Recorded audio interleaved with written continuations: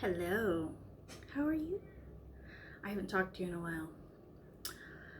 So I decided to make a video today. I put on makeup. I haven't done makeup in a while. I've kind of been looking for a reason to wear it. My air conditioner just turned off. I waited. Hopefully it won't come back on while I'm recording. I have occasionally heard kids screaming outside, so if you hear that, sorry. You can see two of my kitties. That's Star and that's Ashley. So they're back there just sleeping. It's 5:30 in the evening. They are always asleep at this time. So what I wanted to talk about today is being an empath, kind of versus being a highly sensitive person. Are you one? Are you both? But there's not necessarily like a huge consensus, especially in like the professional psychology world, from what I can tell, of whether the two are separate or the same. If you look for articles on both, you're going to find some that say they're the same and some that say they're different. So I'm going to talk over some of the things I have found, and we'll see what you think. So, I am definitely a highly sensitive person. Always have been. But also an empath too. So I feel like they're more separate from each other. Two different things, but you can be both. There's overlap, definitely. So I have a few articles pulled up. I have my notes pulled up. So we're just gonna kind of talk through them. So the most recent book I've read that discussed being an empath is called The Female Archangels. The author is Callista, just one word, Calista. Highly suggest the audiobook version because she narrates it, so that's fun. But I have it in ebook and audiobook. Don't have a physical copy. So in one of the chapters where she's talking about a specific female archangel, she talks about being an empath. So she gives 10 signs. Ugh, this is bothering me. Okay. Sorry. And no, I don't care to edit this unless something really big happens. I'm not a professional. Not a professional. Alright, so 10 signs you're an empath from Callista's book, The Female Archangels. So, you pick up on the feelings and thoughts of others, and you do so without them telling you how they're feeling or what they're thinking. And if you're not grounded in those moments, you can absorb these energies and assume they're yours. Okay, I'm giving it word for word from her book. Number 2, you're a human lie detector. Bullshitters beware, she says.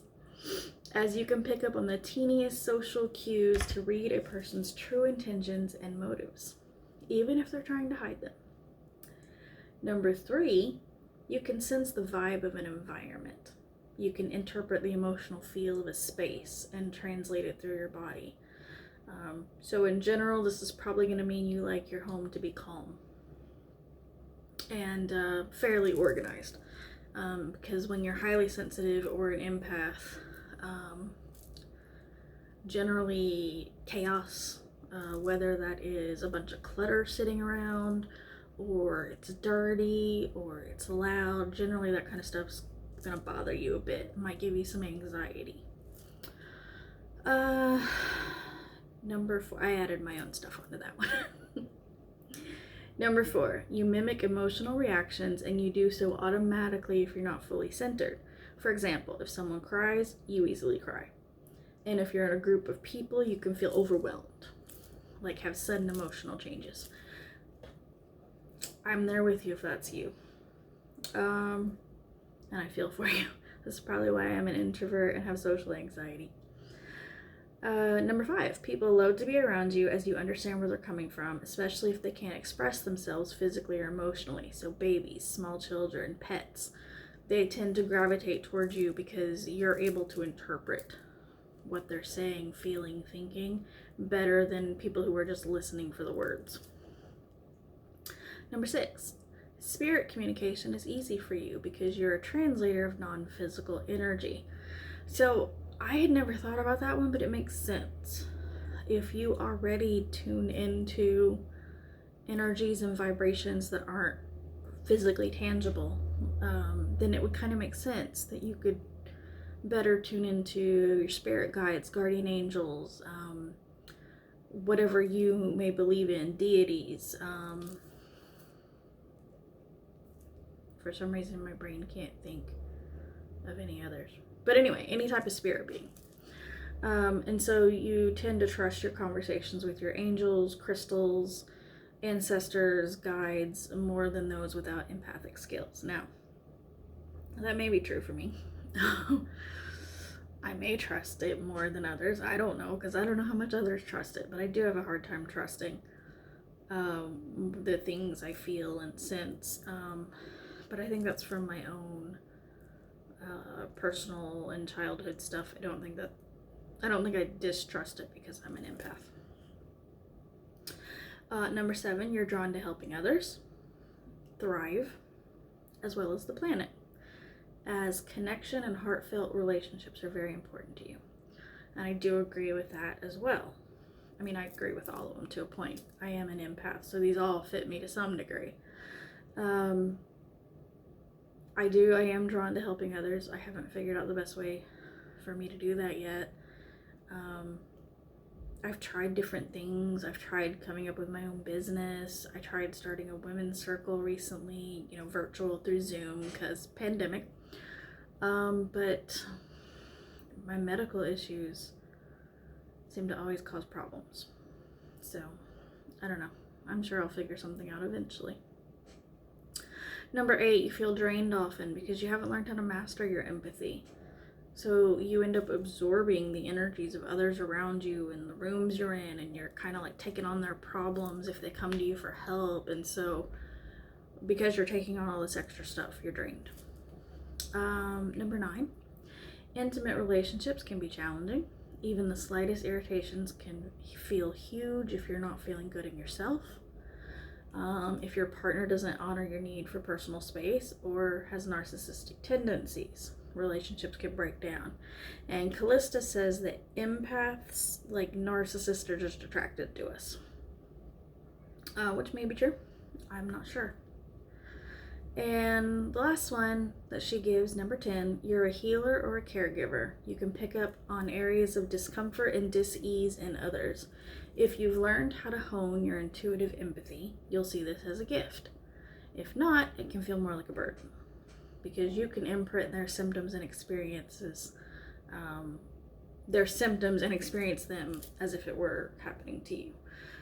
So, now, if you feel you're an empath, but some of those didn't relate to you, that's okay. That doesn't necessarily mean you need to have all 10 of those to be an empath. But if you are an empath, you're going to relate to probably most of them. I do. So, there's some signs of being an empath. So now let's talk about being a highly sensitive person. Now, highly sensitive person is actually defined in psychology. So I got this information from, let's see, the credit on it says @psychotherapy.central. I don't know if that's their Instagram name, Twitter name, whatever. And it says it was adopted from Aaron 2016, so that's their source where they got it from. So these are traits of a highly sensitive person. And this says that 15 to 20% of the population are HSPs. So I'm aware of subtleties around me. I become overwhelmed when there's a lot to do. That's so accurate. I find noisy and chaotic places overwhelming. That is 100% me. It just stirs up so much anxiety in me, and I don't want to be there. I'm affected by others' moods completely, especially my husband. Especially probably because we're so close to each other, we're in very close proximity, so his moods definitely affect me. I'm sensitive to pain, loud noises, and caffeine. Caffeine has never really done much for me, unless I take a lot of it. but not in general. Like drinking a Coke, drinking Starbucks coffee or something like that doesn't really do much for me. I do take Excedrin somewhat regularly, and it has caffeine in it. They say a dose is about the same as a cup of coffee. It doesn't really do anything for me. One time though, so a dose is 2. One time I took 3 because I had a really bad migraine, and I was like, I'm just gonna try taking a third one. That messed with me, so that was too much caffeine. But unless I have a lot of it, it doesn't usually affect me at all. Sensitive to loud noises, yeah, I always have been. I've lived in apartments most of my adult life, like the vast majority of my adult life, so you hear other people outside, you hear people on the other sides of your walls and things like that, and if I hear like people shouting, like neighbors are arguing or something, like it upsets me. I get really anxious. And then sometimes the anxiety will come out in more of like an irritation, like I'm really irritated, like want some earplugs, you know. Dogs barking sometimes can be too much, especially if they're very close to my home. We had an upstairs neighbor. We live on a downstairs apartment, first floor. We had an upstairs neighbor for a while that had a couple of dogs that barked all the time. And this is one of those apartment buildings where the staircases are indoor. You open the door and then the stairs are there. So the stairs are on just the other side of that wall right there. And so their dogs would come down to the door and bark. And I mean, it just sounded like they were practically in our living room.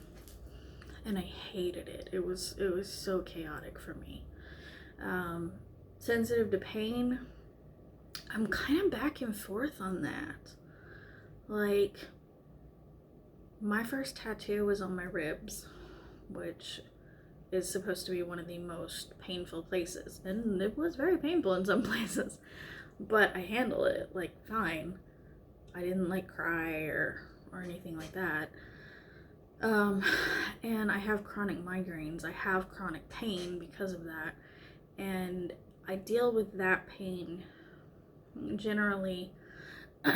When you have chronic pain, if, as any of you will know if you have it, you kind of get used to a certain pain threshold. And so you don't handle pain the way somebody without chronic pain would. You tend to handle it better. But my headache specialist actually thinks I have central sensitization to pain right now, which basically means that something that shouldn't hurt will hurt, or something that should hurt but maybe a little bit hurts a lot. So getting pain when I shouldn't.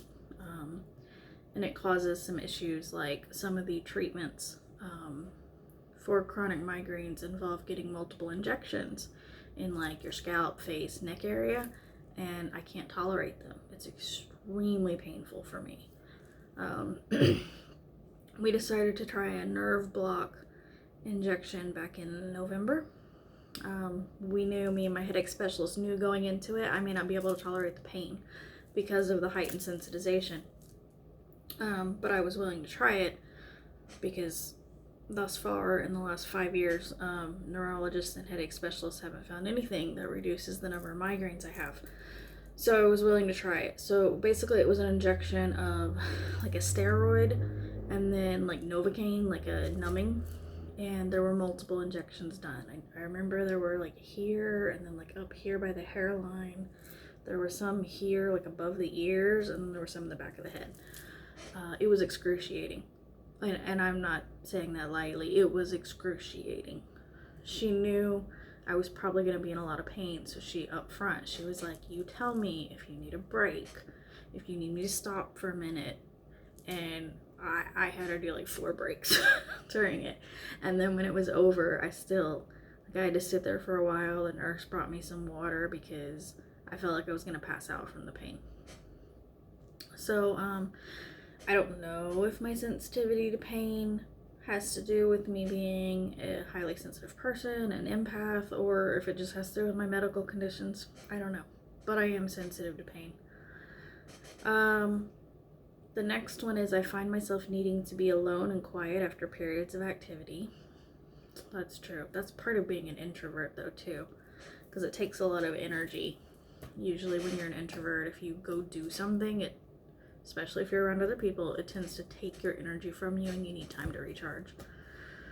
I wonder if most introverts are HSPs or empaths or both.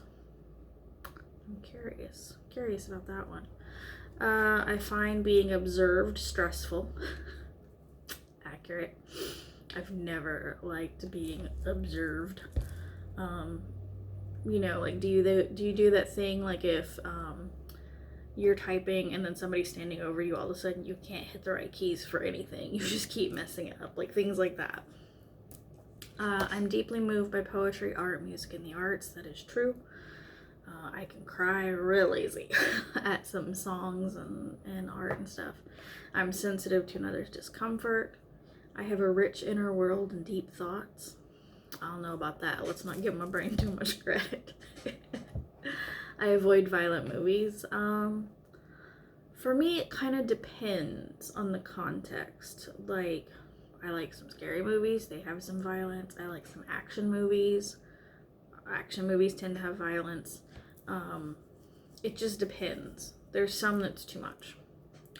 And I'm conscientious. So that is according to @psychotherapy.central. Those are signs of being a highly sensitive person. Now you can see when you read those how those could also translate to being an empath. For me, it seems like the biggest difference between the two is that a highly sensitive person isn't going to take on the energy of the room or the other person they're with. You can be affected by someone else's mood, that's true, but that's not the same as like taking it on. And I think that's really the difference. So, let me see. Hang on, I have another thing somewhere. I have multiple tabs pulled up. Okay. So here's an article that it's on Psychology Today's website, and it talks about the differences between highly sensitive people and empaths. And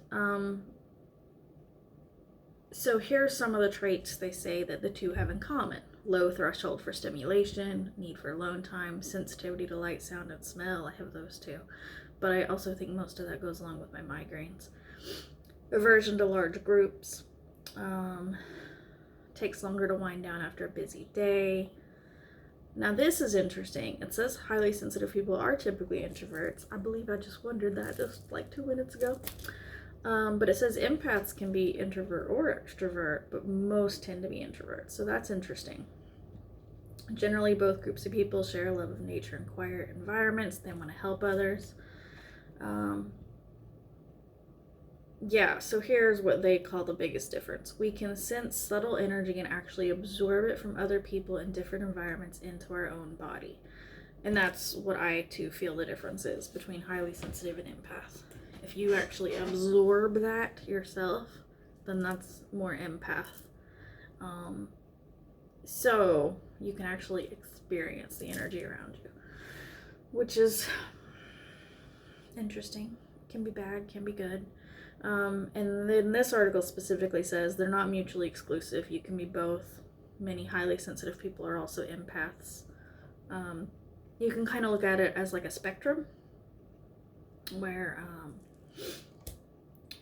you have empaths on one end, you have highly sensitives a little farther down, you have just sort of empathic people who have strong empathy, but they're not actually empaths or highly sensitives, are a little farther down. And on the far end, you have narcissists, sociopaths, and psychopaths, because, I mean, they tend to lack empathy. So if you look at the empathy spectrum, that's kind of how it would go. Empaths, and then narcissists, sociopaths, and psychopaths, those are the polar opposites, and then you've got all this room in the middle where you can be. So, interesting take on it. And, you know, the Psychology Today also has like a quiz to see if you're an empath. They have a quiz to see if you're a highly sensitive person. Those may help you if you're trying to figure it out. I would suggest too, I have a Discord server called Soul Journey. I will put a link to it below. And I've sort of moved my women's group to just being like a Discord channel for now. So if you are interested in that, it's specifically for women because that's what I'm catering to in that respect. The Discord is for any spiritual, pagan, witchy, questioning peeps. But that specific text channel for Soul Journey is, that is the one that is just for the women's group. So I have to add you to it. Anyway, and there, our topic this week is on this, which is why I decided to make the video. So I have like a lot of links in there. I have the links to the Psychology Today articles I mentioned. I have some articles. I have some discussion questions I posted. So please feel free to join us there. If you don't know what Discord is, it's basically a platform where people can make communities. And Discord is available both as a computer app. Somebody's alarm is going off. Oh good, they stopped it quickly. I don't like alarms going off. Car alarms mess me up. So Discord is both a program on your computer, like an app, or it can also be an app on your phone. They have both. Just go to discord.com if you're curious to learn more. It basically allows people to create these communities of various things. It started out kind of a video game thing, but now there's communities for all types of things on it, including some pagan communities. Mine is titled Soul Journey, so you do have to have an invite link to join though, and I will put the link in the description. If you're curious, I'd love to have you. Just come join us. It's a small group for now. I'd love to see it grow a bit. I don't make any like money from it or anything like that, so I'm not trying to sell you something. It's just a place where we can chat. Basically, it gives you like chat rooms, kind of like discussion board postings, like a similar concept. And then there's also some voice chat channels where you can use like a microphone to actually verbally talk to people, which is nice. So I do suggest you go check that out because I do have links there. I also found on Psychology Today an article on like the best and worst careers for empaths, so that's interesting. 7 ways empaths can heal from trauma and PTSD. I would imagine past trauma and PTSD is fairly common in empaths and highly sensitives. I have it. So I was diagnosed with PTSD like 15 years ago. Been dealing with it ever since, so highly suggest you check that out, the Discord server. Now, how do you deal with being highly sensitive or an empath? Grounding, centering, and shielding is my best suggestions. So ground yourself whatever way feels like grounding to you. You may actually physically go outside and stand in the grass barefoot. You might do a visualization where you're sitting and like you have roots going into the ground and connecting to the middle of the earth. There's a lot of different ways you can do grounding. Shielding, I've actually talked about here on this channel. So I will put a link to that video as well. There's different ways you can energetically shield yourself and kind of help keep that excess stuff out that you don't want. I forget to shield all the time though, if I'm honest. My sort of spiritual maintenance, I'm not very good at keeping up. Like, I need to meditate daily. I feel better when I do, and yet I just put it off, you know? So anyway, I highly recommend mindfulness and meditation as well, as I think that does help to deal with the highly sensitive and empathic traits that we have. So I hope that answered some questions for you. If you have any questions on it still, you want to discuss with others, leave a comment or go to the Discord server and we'll talk about it there. Okay? So I hope I will see you there. I have no idea when I'm going to make another video. It's the next time I get inspired. It's been fun making another one though. I'll see you guys later. Bye.